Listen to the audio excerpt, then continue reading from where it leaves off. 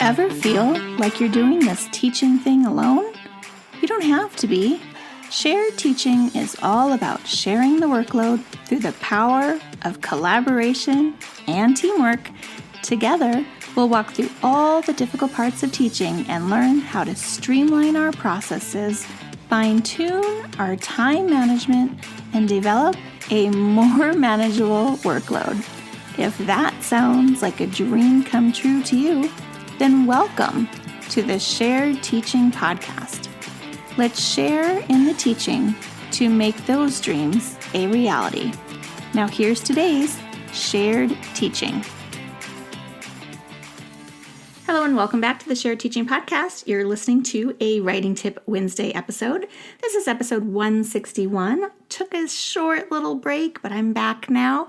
And we're going to continue with our mini series all about the writing process. So this is all about the editing step in writing. So editing, of course, is a key part of the writing process, and it really helps students refine their work, making it more clear and more polished. But of course, many elementary students are really struggling with editing because they don't know what to look for or how to correct their mistakes. I like to teach editing skills to elementary students in a structured and engaging way that helps them develop confidence in their writing. So let's take a look at some of the strategies I use. First, before we dive into that, I want to talk about why editing matters in our students' writing. When we think about editing teaches our students to fix their spelling, punctuation, and grammar mistakes. Very important. Even if they're using a computer and they're typing in, let's say a Google Doc, I've noticed students are just ignoring the blue and the red squiggly lines, like they have no clue what those are. So we need to teach them how to recognize when something is out of place or missing even. We want to improve sentence structure for better readability. We want to make their writing clearer and more understandable. And last, we want to develop attention to detail and patience in reviewing their work. A lot of students want to be done with writing when they're done with it. They don't want to go back over the same piece. So teaching the whole revising and editing and publishing concepts really help them develop some of that patience. When we're teaching editing throughout the week, instead of just randomly, we're going to help our students see editing as a valuable step in the writing process. So let's look at some of those strategies I talked about in the beginning. First is to teach editing with a student checklist. Now, I am a big fan of using checklists with my students, especially when it's writing time. And we're going to provide some kind of writing checklist, an editing checklist, that's going to ask them if they've used their capital letters correctly, if they've ended their sentences with punctuation, if their words are spelled correctly, and if their sentences make sense. So they're just going to go through the checklist one thing at a time, and they're going to check those things off each time they've read their piece. Having this checklist is really going to help them focus on specific areas of editing instead of starting to feel really overwhelmed when you're just like, well, go edit, right? Because a lot of them are not going to understand what that means.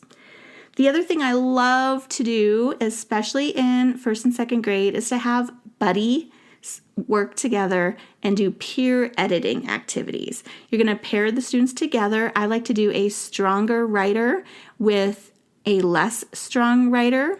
So they're kind of balancing each other out, because if they're both, let's say, low writers, then they might not recognize the work in each other. So you don't want them to be like the lowest writer and the highest writer when you're pairing them up.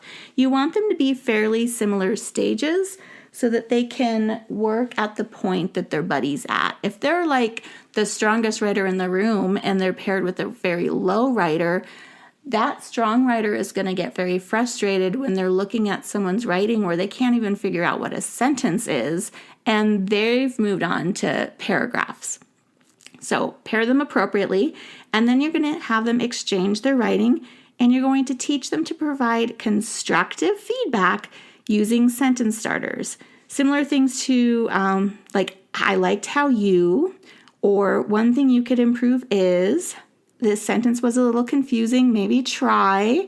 You want to teach them how to be positive and things to avoid when they're working with a partner. So this could take several weeks of setting up, but I promise you it's well worth it in the end if you take the time to do it right and be explicit with how you want your peer editors to work and talk to each other.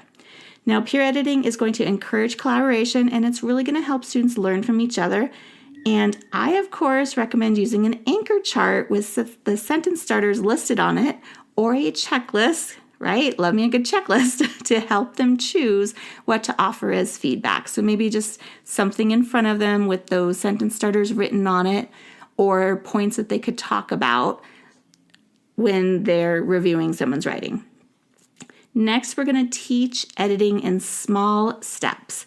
So we don't want to ask students to do everything all at once. We want to break editing into smaller tasks. You're going to focus on one skill at a time. So first, you're going to go through the writing and you're going to look for checking for capital letters at the beginning of sentences and using capital letters in proper nouns. The next time you run through, you're going to look for just punctuation. Is there a punctuation that's before those capital letters you just looked for? And then is the punctuation varied? Did you use a period sometimes? Is there a question in there somewhere? Or is it always periods or lots and lots of exclamation points? Have some kind of variety in there. And then last, we're going to look for those spelling mistakes. When we go through the work and we teach one step at a time, it's really making it manageable for students, but also easier for them to understand what to do. Okay, my last strategy is to use editing games and activities. We want to make editing fun with interactive activities, such as editing relay, where you're going to write a paragraph with errors and students are going to take turns fixing one mistake at a time, or find the mistakes. You're going to give a passage again with errors and you're going to challenge students to spot and correct them.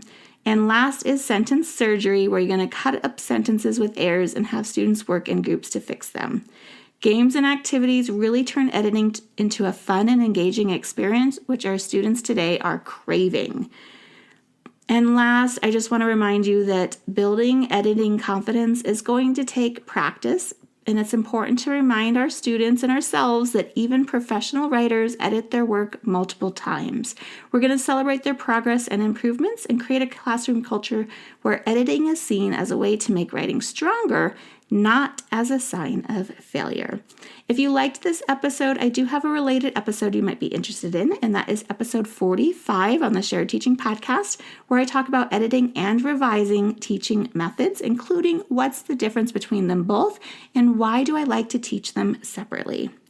And you can also get a free guide to planning out your writing units if that is something that you need help with, and I'll have all those links in the show notes.